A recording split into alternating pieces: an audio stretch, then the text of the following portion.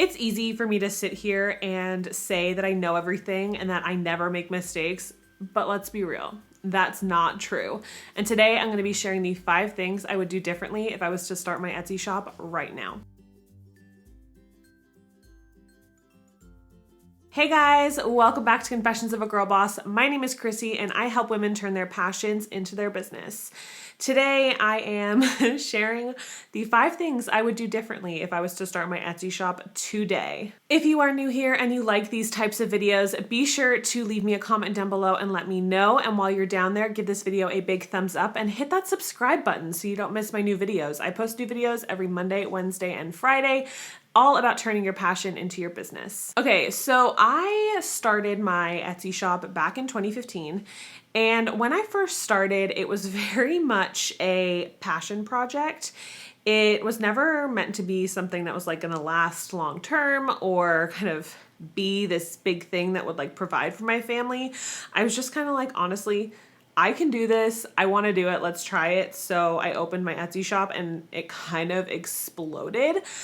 So when I started it and kind of like as I was running it, there are definitely things that I would have done differently. I think especially when you're not necessarily planning for something to go super well or to go the way that it goes, when it goes differently than you expect, it's easy just to kind of like feel really overwhelmed and not know how to handle it. And that's definitely what happened to me. And looking back on it, I can see my pitfalls and I can see where I could have done better. So, I mean, I'm just like taking all my mistakes and I'm using them to teach you guys. So you're welcome. Okay, so the first thing that I would definitely do differently is plan out my goals for my business. So like I said, when I first started, it was very much a let's see what happens sort of thing. And it definitely paid off. I didn't have goals. I didn't like set out for it to be my full-time job or my full-time income. I didn't set out for my shop to be this huge Etsy store. I just honestly, like, I just kind of wanted something to do. I was living in Canada at the time and we were new to Canada and it was just something for me to do with my spare time. And it definitely paid off, obviously, but I did not have those goals in mind of like kind of where I wanted my business to go and kind of like what I wanted my like financial goals to be and stuff like that. So I definitely would have planned out my goals a little bit better. Secondly, I would plan out my finances better. I will be the first to admit during my prime business time, I was not very good with finances and I should have planned that better. I think I was just thrown into this new territory of making all of this money that I just didn't know what to do with. And I definitely should have been saving for taxes every month. I definitely should have been putting a lot more into savings and kind of making better business decisions and business purchases in that sense. So I definitely would have been better with my finances. I think something that I've learned over the last few years is no matter how much more money you make, it's important not to upgrade your lifestyle so that you can actually like reap the benefits of that money, like have savings and have like all of this money to fall back on just in case you have those slow months. And instead of doing that, we definitely upgraded our lifestyle to a point where it was just not like we weren't like going out and buying like Teslas, like that would be amazing. But we definitely weren't thinking about the future and we weren't thinking about those slow months. And I think especially as a small business owner and someone who's self-employed, it's really important to think about that stuff. I've said this in my 5 things you should do before you open your online store, but I would definitely have my branding down.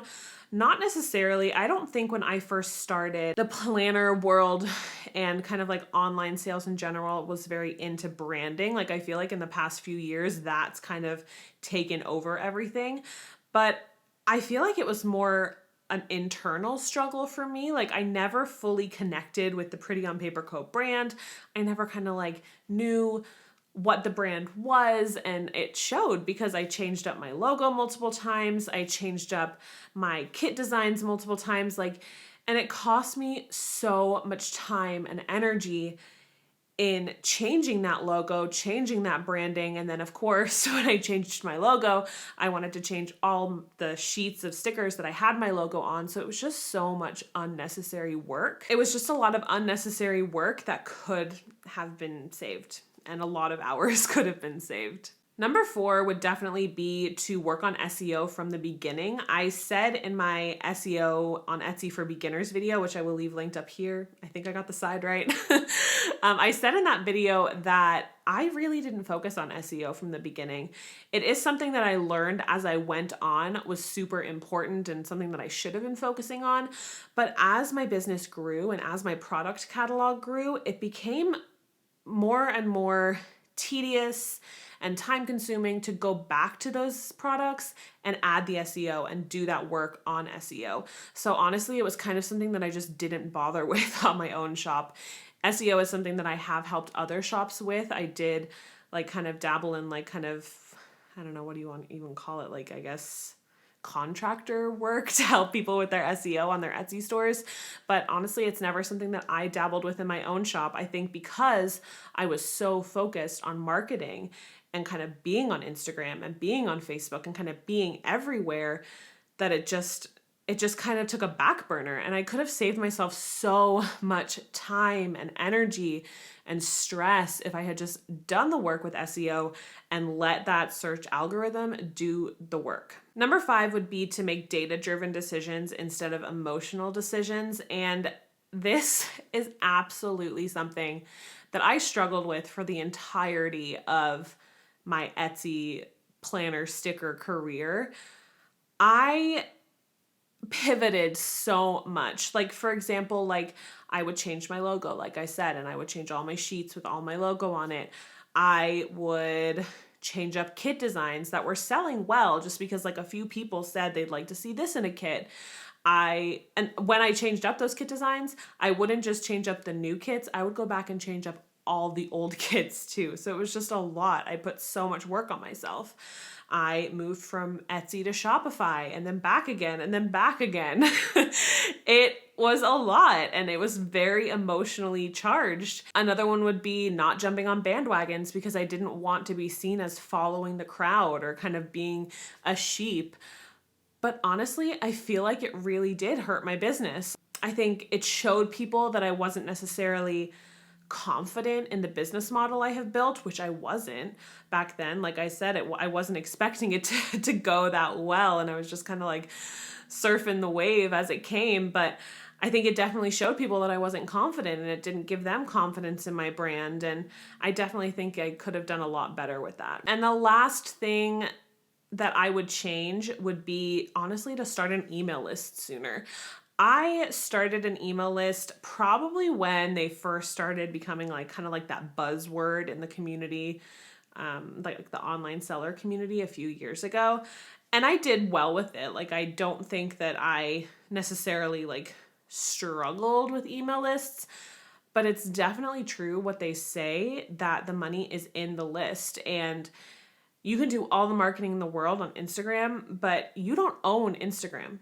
You know, like, so Instagram could close down tomorrow or you could get hacked. I've seen so many people recently get hacked and all of your work is just gone. And it's something that was just kind of stressful. It was scary, honestly.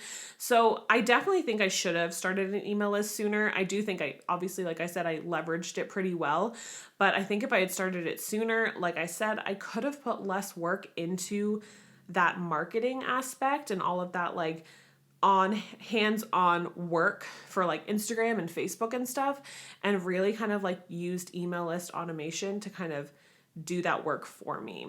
If you want to hear more on email lists, I can definitely go into that in a little bit more detail. It's definitely something that I haven't mastered, but like I said, I do think I do a pretty good job with it. So I could definitely do a video on that in the future if you would like. So those are my 6 tips for what I would do differently if I was to start my Etsy shop right now. I think it's important, no matter what stage of the journey you're in, to reflect on how you're doing. Like, I feel like when you're an entrepreneur and when you're running an online business, it's so easy just to kind of be go, go, go, go all the time and not really reflect in what you're doing and kind of like what you could be doing better and the choices that you're making. And it's important. So I would definitely encourage you to kind of reflect on how you're doing and what you could be doing better, because like I said, you could be kind of missing these dark spots that you're just not noticing because you're going a mile a minute. So I hope that was somewhat helpful. I definitely want to do kind of more of these like personal yet educational style videos. I know last week was like super education heavy, but I don't necessarily want that to be all my channel is. I definitely want to be inspirational and educational at the same time. So I hope this was somewhat helpful. If it was, be sure to leave me a comment down below because it really supports my channel, as does giving it a thumbs up down below too. And if you do like these types of videos, like I said, be sure to hit that red button down below, or you can hit, I think, my face right here. Yes, right here. And it'll subscribe you to my channel. And I will see you on Friday for my next video. Bye.